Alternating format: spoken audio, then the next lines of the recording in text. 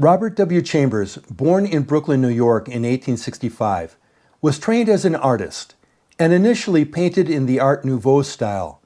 Some of his illustrations appeared in Life, Truth, and Vogue magazines. He then wrote his first novel while in Munich in 1887, entitled In the Quarter. He's best known for the horror short stories that appeared in the collection The King in Yellow, published in 1895. A few of the stories in the collection mention a forbidden play, The King in Yellow, that reduces anyone who reads it to despair or madness. One of the stories, The Yellow Sign, was the basis of the 2001 movie of the same name. At least 28 films have been based on his books, most of them silent movies between 1908 and 1924. H.P. Lovecraft thought that Chambers could have been a great horror writer if he'd only tried harder. However, during World War I, Chambers turned to war adventure and general war stories. After 1924, he just wrote historical fiction.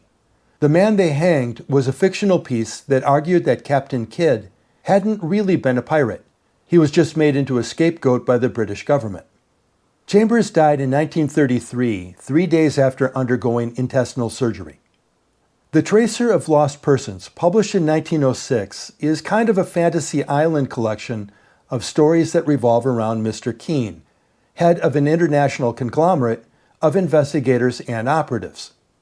The book focuses on matching lovers together, often along with supernatural elements. However, it was also turned into a long-running radio series from 1937 to 1955, named Mr. Keene, Tracer of Lost Persons, and rewritten more as a private investigative drama. In the story, Captain Heron of the Philippine Scouts returns to New York in desperate need of a PI. A friend refers him to Mr. Keene, who uses his people to learn that Heron had recently developed an interest in cryptography, the supernatural, and photography. Heron says that he'd photographed the ghost of a beautiful woman, and he wants Keene to find her, if at all possible. Heron had first seen the woman on a street in the city, falling in love with her immediately. He'd followed her for a few days, afraid to talk to her, then was shipped overseas for combat. Since then, he's seen her in visions, on the battlefield, and in dark alleys of remote towns. In each case, the ghost was accompanied by what Keene calls the Seal of Solomon. Keene visits Heron's room, where he finds the cipher scratched into a window pane, probably by a diamond ring. Later, we learn that the ghost is a real woman, and she'd also fallen in love with Heron at first sight. The visions are part of their psychic link. We don't have any real background on the cipher, so any probable words would just be guesswork. We have to attack this one with sheer logic. Pause here if you want to solve the crypt on your own. I have a link to a JPEG of the cipher pinned in the comments below.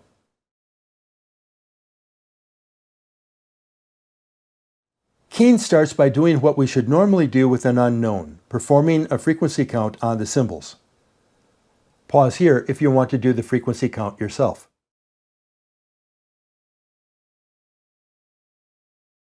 We can either count the symbols as they are or arbitrarily assign them to uppercase letters and then work with those letters, which normally would be easier, but let's see what happens here.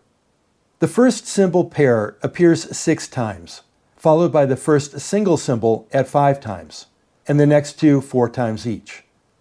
But there are only 8 unique symbols, and if we look at the first symbols of the pairs, we can see that there are only 2 distinct characters, which also appear as standalone characters. Pause here if you want to solve the crypt on your own.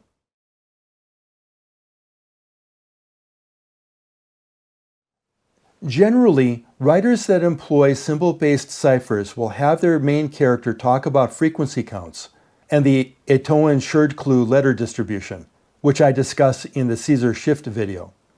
This would then lead their character into supposing that the most frequent letter has to be E, followed by T as the second most frequent, and so on. However, with short texts, the distribution can easily be skewed, and with so many symbols only appearing once each, any proper names or obscure words are going to be very difficult to solve unless there are more hints supplied in the story, which there aren't. We'll hold off on trying any substitutions for the moment and continue with the analysis. There are 8 distinct symbols, 2 of which show up as the leading characters in the pairs.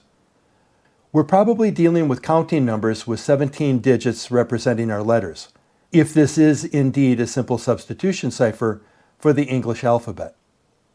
Pause here if you want to try solving the crypt on your own.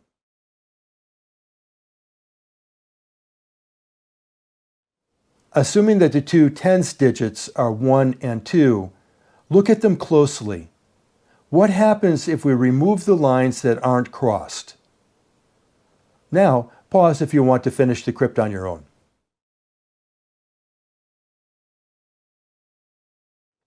I haven't seen anything online describing Chambers' version of this crypt, but he writes that the Seal of Solomon cipher was well known at the time, which may or may not be true.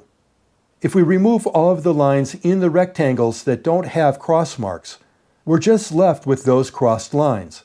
If we then remove the cross marks, we have very simplified forms of the Arabic numerals: 1, 2, 3, 4, 5, 6, 7, 8, 9, and 0. Pause here if you want to complete the crypt on your own.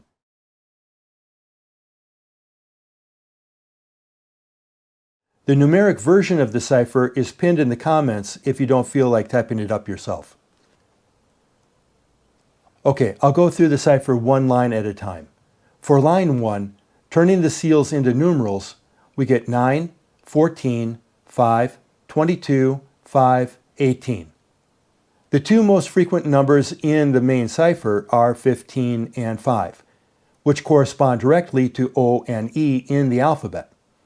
If we naively assign the letters to their numeric positions in the alphabet, 9 is I, 14 is N, 5 is E, 22 is V, 5 is E again, and 18 is R.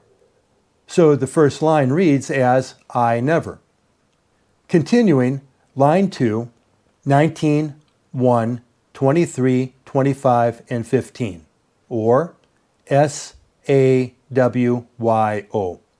Line 3, 21, 2, 21, 20, 15 gives us U-B-U-T-O.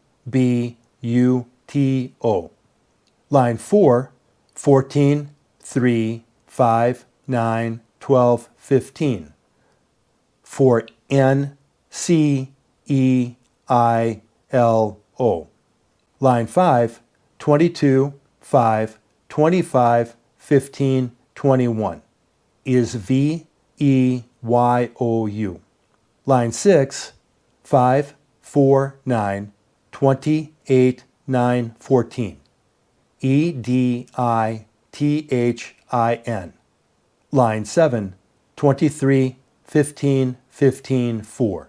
And we finish off with W-O-O-D. Putting all of the text together on one screen, we have this. With word spacing and punctuation, I never saw you but once. I love you. Edith Inwood. And we now know the ghost's real name. If you want to read the story yourself, it's at Gutenberg Project. Link in the description. That's all for now. See you at the next book stop. Got questions, comments, or suggestions?